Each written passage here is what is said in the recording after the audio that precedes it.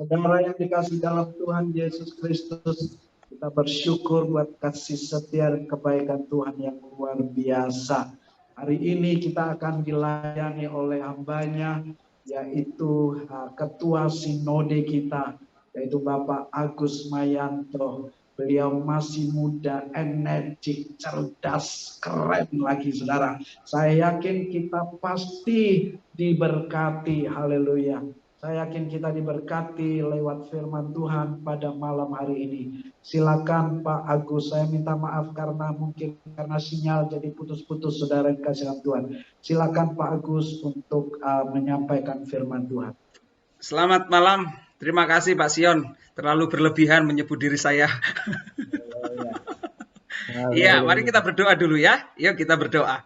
Bapak, kami sungguh bersyukur malam hari ini. Sangat istimewa kami menjadi bagian dari koalisi ilahi untuk melihat karya dan pekerjaan Tuhan.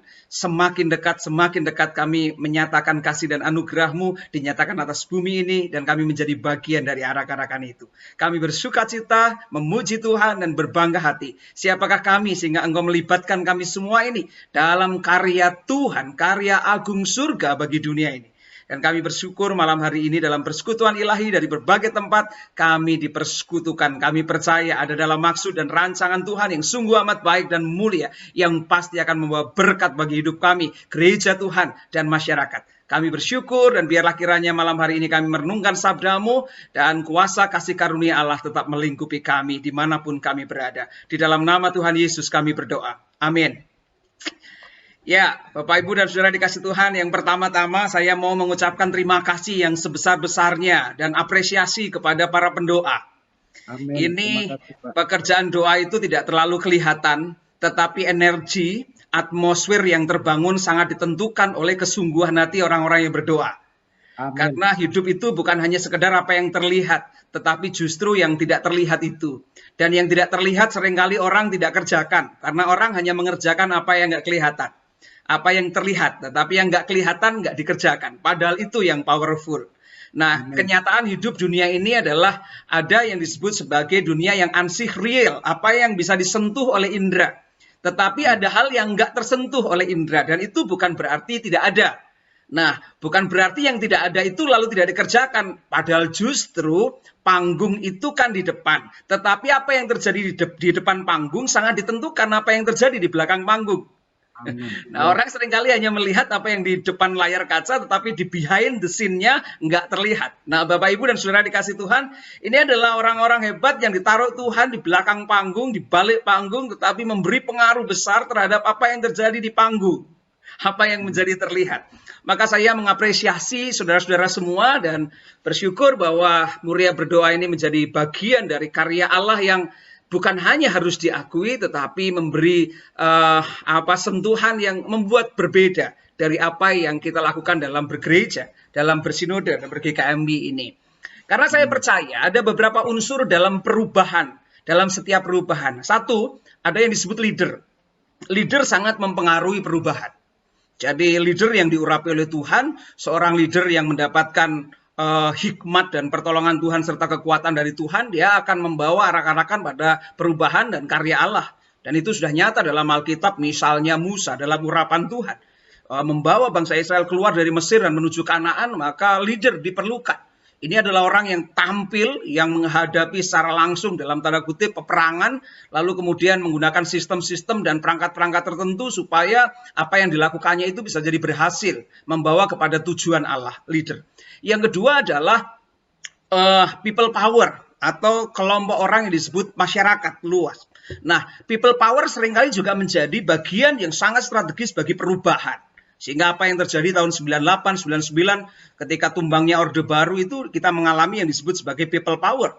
Nah, people power ini adalah gerakan massa dan kita rindu bahwa perubahan yang terjadi di GKM ini satu dikerjakan oleh para pemimpin yang memang merindukan perubahan dan menjadi agen-agen perubahan yang peka terhadap suara Tuhan, yang diurapi oleh Roh Kudus, mengerti apa maksud kehendak Tuhan dan mau berjalan menghadapi resiko itu. Tentu resikonya nggak mudah ya, karena seorang pemimpin pasti ya seperti yang Bapak Ibu bayangkan, nggak selalu mudah.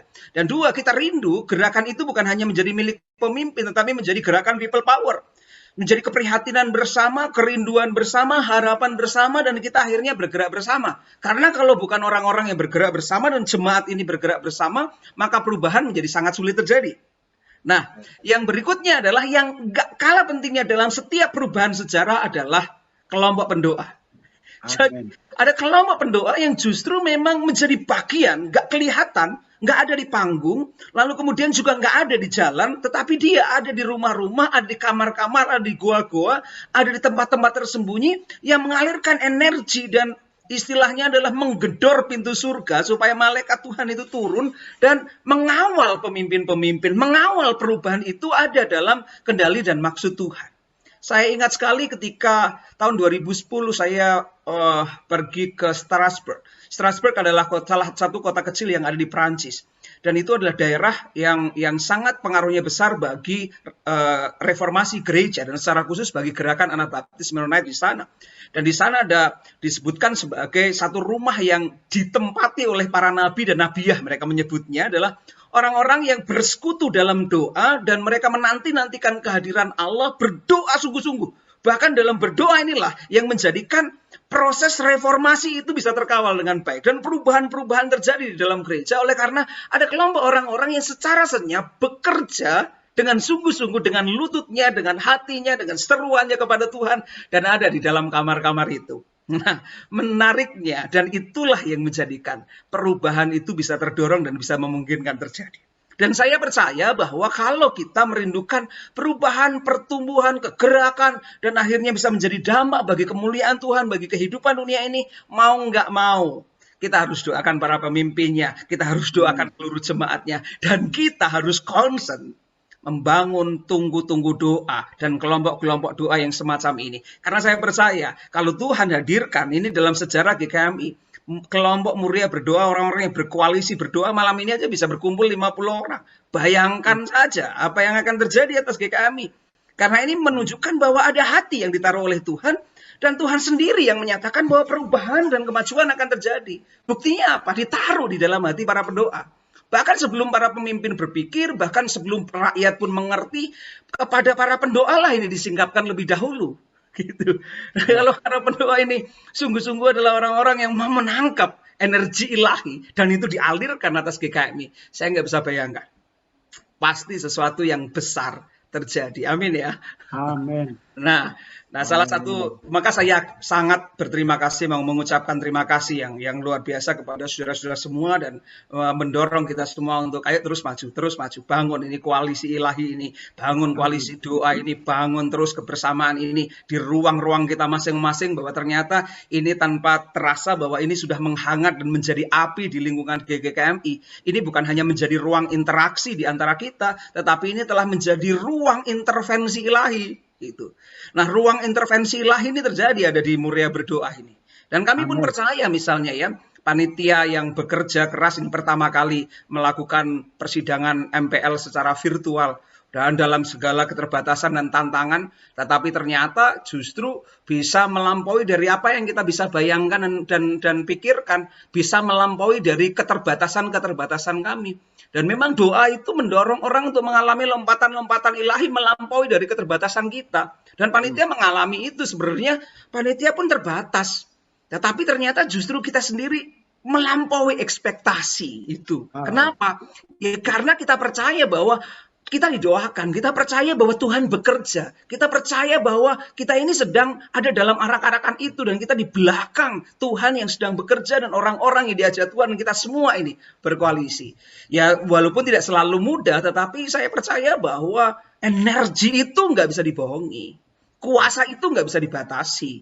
Perubahan yang dikerjakan oleh Roh Kudus itu tidak mungkin akan dihentikan oleh apapun juga. Nah persoalannya adalah masih ada nggak orang-orang yang memang mau memberi hati waktu, yang mau memberi hati jiwanya ini untuk pekerjaan-pekerjaan yang nggak terlihat, karena ini kan bukan di atas panggung.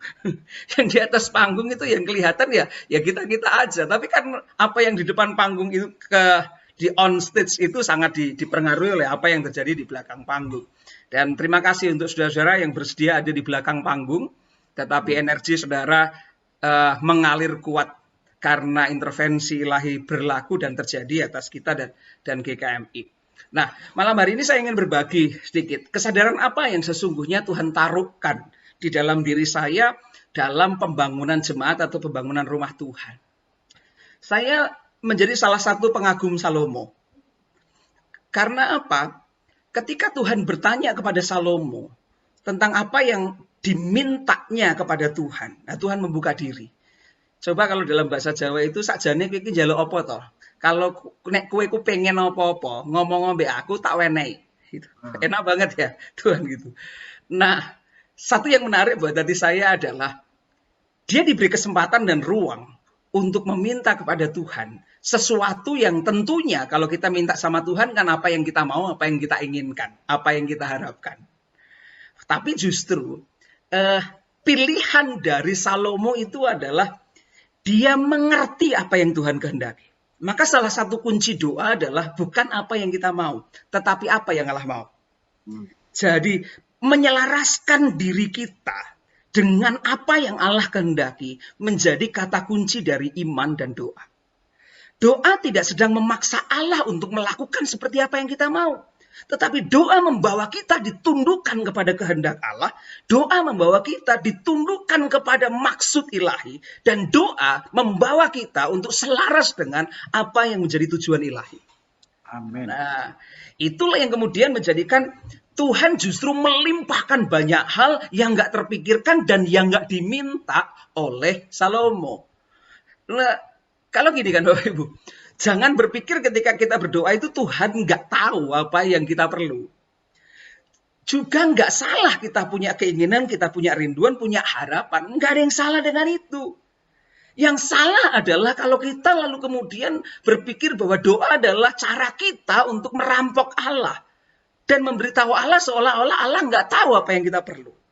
Nah, kunci dari apa yang dilakukan oleh Salomo adalah dia sampai tepat di pusat hati Allah.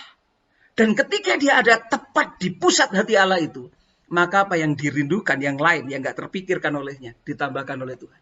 Kalau sekedar tahta, sekedar kuasa, sekedar uang, sekedar nama baik, sekedar yang lain-lain, Tuhan sediakan dan terlalu mudah Tuhan memberikannya. Lalu apa yang dia bilang dan minta sama Tuhan?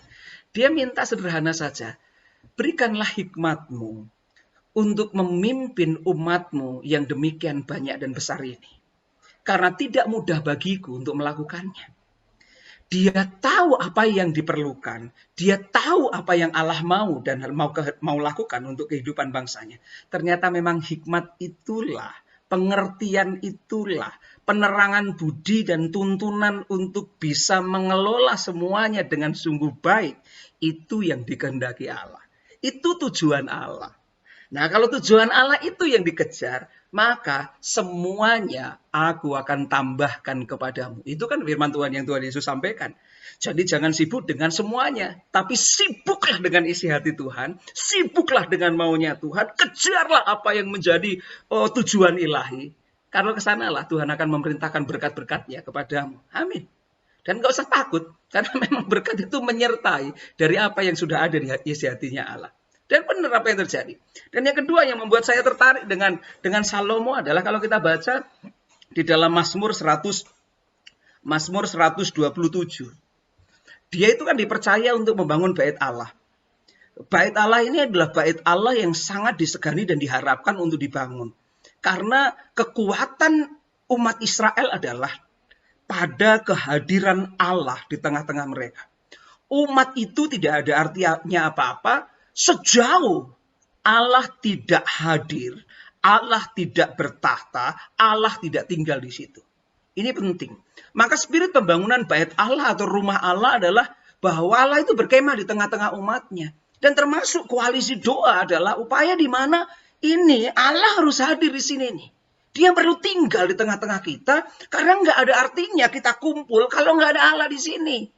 Apalah artinya kita berjumlah banyak, artinya kita itu punya segala sesuatu, tetapi ternyata roh Allah tidak tinggal. Maka kan kalau kita baca di dalam Kejadian pasal 2 itu sangat jelas bahwa kita ini cuma debu tanah. Lalu kapan kita menjadi berarti? Ketika dihembusi rapas Allah atau roh Allah. Saat roh Allah tinggal pada kita, di dalam diri kita disebut hidup. Sama, komunitas pun sama. Komunitas bisa menjadi a living community sejauh Roh Allah tinggal. Bagaimana Roh Allah tinggal? Ini yang perlu dikondisikan oleh umat. Harus ada ruangnya, ada tempatnya. Dan doa-doa kita, persekutuan iman kita. Firman Tuhan mengatakan 2-3 orang bersekutu di dalam namaku, aku hadir. Maka persekutuan ilahi perlu dibangun, karena di sanalah kehadiran Allah nyata dalam Kristus Yesus. Roh Allah tinggal. Dan kalau Roh Allah tinggal, maka kita menjadi komunitas yang berarti yang disebut sebagai tubuh Kristus. Tubuh yang hidup, karena Roh Kristus tinggal. Nah, pembangunan rumah Allah atau bait Allah pada zaman Daud sendiri tidak diizinkan walaupun dia hebat. Dan ternyata ini bukan soal kehebatan pembangunan rumah Tuhan, tetapi timing ilahi atau waktu ilahi. Karena kalau waktu ilahi yang bekerja, disitulah saatnya. Loh, Daud itu kurang apa? Hanya kurang ajar aja dia pernah. Tapi Tuhan pulihkan dan sembuhkan karena dia bertobat gitu. Tapi Tuhan gak izinkan, walaupun dia sudah sediakan banyak hal. Yang menarik adalah justru anakmu nanti yang aku izinkan. Ketika Salomo diizinkan, sudah disediakan segala sesuatunya. Salomo bisa jumawa loh dan berkata, terlalu kecil untuk membangun rumah itu. Aku punya kemuliaan, aku punya harta, aku punya kuasa, aku punya segala sesuatu, dan terlalu mudah kalau hanya membangun rumah itu. Tetapi kalau saudara baca di dalam Mazmur 127, pernyataan iman keluar dari mulut Salomo. Apa yang dikatakannya? Kalau bukan Tuhan yang membangun rumah, maka sia-sialah orang melakukannya. Ini kata kunci. Kalau ini saya mengucapkan firman Tuhan itu sampai merinding dan bergetar. Karena apa? Ini pengakuan ini menjadi penting bagi seorang pemimpin yang disebut gereja dan kita semua. Kalau bukan Tuhan, maka sia-sialah orang membangunnya. Yes. Sama. Saya menyadari sekali bahwa GKM ini harus dibangun menjadi rumah Allah. Kita ini adalah batu-batu hidup untuk rumah rohani. Roh Allah hadir di sini. Tapi bagaimana batu-batu hidup ini bisa dibangun sedemikian rupa menjadi tempat kediaman Allah dan hadirat Allah ada atas GKMI? Jawabannya sangat jelas, sama seperti yang dikatakan oleh Salomo. Kalau bukan Tuhan yang membangun, sia-sialah orang melakukannya. Maka, kata kunci pertama, saya mengapresiasi gerakan doa, Muria berdoa ini. Karena apa? Kesadaran kita satu frekuensi. Karena kita sadar, bukan hanya kita nggak mungkin untuk melakukannya secara manusia, tetapi karena kita tahu, kalau bukan Tuhan yang melakukan, maka sia-sialah segala daya dan upaya. GKMI nggak kurang orang pinter. GKMI nggak kurang orang hebat. Tuhan beri banyak karunia-karunia yang ada di dalamnya. Tapi harus diingat, bukan itu kata kunci pertama. Kata kunci pertama adalah, jikalau bukan Tuhan yang membangun rumah, sia-sialah usaha orang membangunnya. Jikalau bukan Tuhan yang mengawal kota, sia-sialah pengawal berjaga-jaga. So, apakah kita ini sedang on the track, Pak? Amin. Kita sedang on the track. Tracknya siapa? Tracknya Tuhan. Bahwa kita dalam satu kesadaran yang sama, dalam keyakinan yang sama. Berserah sepenuhnya atas gerejanya bahwa kalau bukan Engkau Tuhan, nggak sanggup kami. Kalau bukan Engkau yang membangun GKMI ini, sia-sia orang melakukannya. Segala daya dan upaya kami mungkin kami bisa lakukan. Tetapi gak akan pernah memiliki nilai apa-apa untuk bangunan hadirat-Mu ada di sini. Sehingga komunitas ini disebut sebagai a living community, community yang hidup. Kalau bukan Roh-Mu. Ini penting. Saya sangat belajar juga dari Rasul Paulus. Ya, Rasul Paulus itu orang hebat. Dia 2/3 dari Perjanjian Baru dia yang nulis. Kalau bukan orang hebat nggak mungkin lah. Dia seorang pemimpin juga. Dan bahkan ketika dia sudah bertobat, Tuhan izinkan dia dan utus dia untuk pergi ke berbagai kota dengan biaya sendiri, memberitakan Injil dan menjadi pemimpin di sana. Nah, dia ketemu dengan orang-orang di Korintus. Orang-orang Korintus ini kan orang-orang hebat. Orang-orang Korintus ini kan nggak kurang satu karunia pun gitu. Tapi ternyata konflik besar. Itu menunjukkan pada saya bahwa komunitas itu menjadi kuat. Bukan karena potensi yang dimiliki. tetapi kedewasaan iman yang dimiliki. Karena ternyata kalau orang punya potensinya besar, tetapi tidak didasari oleh pondasi yang kuat dalam iman dan pertumbuhan yang iman dalam pengenalan akan Tuhan yang sungguh, konflik. Dan itu yang terjadi atas jemaat Tuhan yang ada di Korintus. Ketika jemaat Tuhan ada di Korintus ini mengalami konflik, mereka itu pecah. Ada yang kelompoknya Petrus, ada yang kelompoknya Apolos, ada yang kelompoknya Paulus. Tapi yang menarik adalah Paulus ini rendah hati. Untuk clear, mengajak orang-orang di Korintus untuk melihat. Ini ada yang masalah ini ada yang salah ini. Masalah pertama adalah tentang fondasi. Dia berkata begini, tidak ada seorang pun dapat meletakkan dasar lain dari dasar yang telah diletakkan, yaitu Yesus Kristus. Kristus Yesus harus menjadi fondasi dan dasar dari apa yang sesungguhnya kita mau bangun.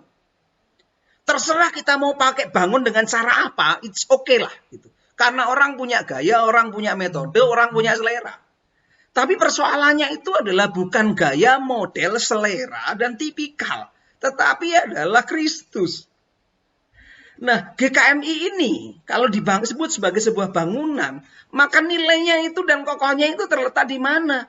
Bukan hanya sekedar persekutuan kita, tetapi fondasi di masing-masing gereja ini, masing-masing pribadi kita ini akan Kristus. Pengenalan akan Kristus yang semakin kuat gitu. Dan kita rindu, ini yang kita doakan, bahwa setiap orang GKMI, soal manifestasi, soal bentuk model pelayanan kita bisa berbeda-beda. Tetapi kita sepakat bahwa Yesus Kristus Tuhan, Anak Allah Maha Tinggi adalah fondasi atas kehidupan GKMI. Itu yang kita siarkan, itu yang kita perbincangkan, dan itu yang kita doakan sungguh-sungguh. Dan itu yang menjadikan kokoh nih jemaat. Itu pertama. Yang kedua, dia bilang gini, Apolos menanam, Paulus menyiram, tetapi Tuhan yang memberikan pertumbuhan. Jadi ada kata kunci tentang pertumbuhan yang menarik di sana, yaitu bahwa ini bukan tentang Apolos. Apolos ini pinternya luar biasa berapologetika. Apolos ini salah satu bapak gereja yang excited bener gitu ya, yang amazing lah dia dalam pengajaran, luar biasa. Paulus ini adalah penginjil yang luar biasa, bahkan Petrus pun sesungguhnya adalah seorang gembala yang luar biasa. Tetapi dibangunkan kesadaran bahwa ini bukan tentang Agus, ini bukan tentang Paulus, ini bukan tentang Sion, ini bukan tentang TAD, tetapi ini tentang Tuhan yang memberikan pertumbuhan. Nah, ini harus kita miliki sama-sama. Siapapun itu nggak penting karena itu hanyalah alat yang dipakai Tuhan. Kata kuncinya adalah pertumbuhan itu adalah bukan pada menanamnya, bukan pada merawatnya, tapi pada siapa yang memberi pertumbuhan. Nah ini yang harus digelorakan sungguh-sungguh. Karena mustahil nih GKMI akan mengalami pertumbuhan. Karena ternyata pertumbuhan itu adalah karya Allah. Gitu. Lalu bagian kita apa Pak? Rasul Paulus mengatakan kalau kita baca ya di dalam 1 Korintus pasal 3 ayat 9, kita ini kan kawan sekerja Allah. Jadi kawan sekerja Allah. Di kerja bagiannya apa? Ada yang bagiannya nyangkul, ada bagiannya menanam, ada bagiannya menyiram, ada bagiannya merawat. Kawan sekerja. Nah bagian kita semua ini adalah melakukan apa yang menjadi bagian yang telah ditetapkan Allah bagi kita masing-masing. Yang nggak boleh saling meniadakan. Karena kalau Paulus meniadakan Apolos, sebaliknya Apolos meniadakan Paulus, itu berarti mencoba untuk menghilangkan atau menyangkali karya Allah. Karena Allah bekerja lewat Petrus, Allah bekerja lewat Apolos, Allah bekerja lewat Paulus. Nah, bagaimana ini bisa menjadi koalisi yang bukan hanya berbicara tentang dirinya, tapi berfokus kepada Allah yang memberi pertumbuhan.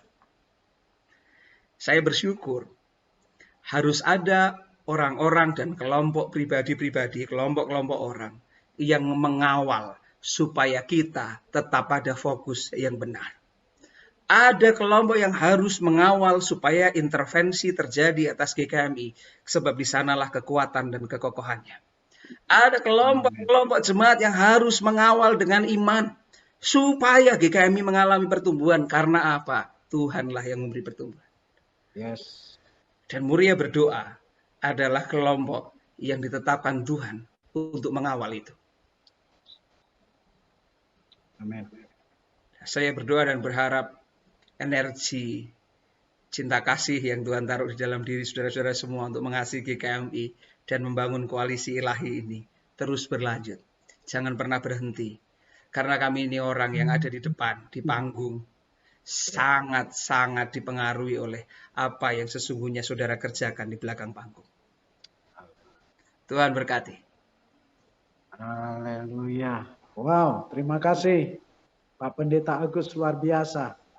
Saya yakin bahwa kita semua diberkati malam hari ini. Pernyataan-pernyataan Pak Agus bisa menjadi sebuah profetik yang bagi kita, khususnya Muria berdoa. Ada 3 hal yang menurut saya penting sekali bagi kita, yaitu hikmat. Belajar dari Salomo. Salomo minta hikmat kepada Allah.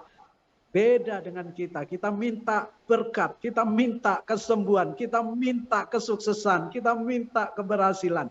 Tapi Salomo minta hikmat dari Allah.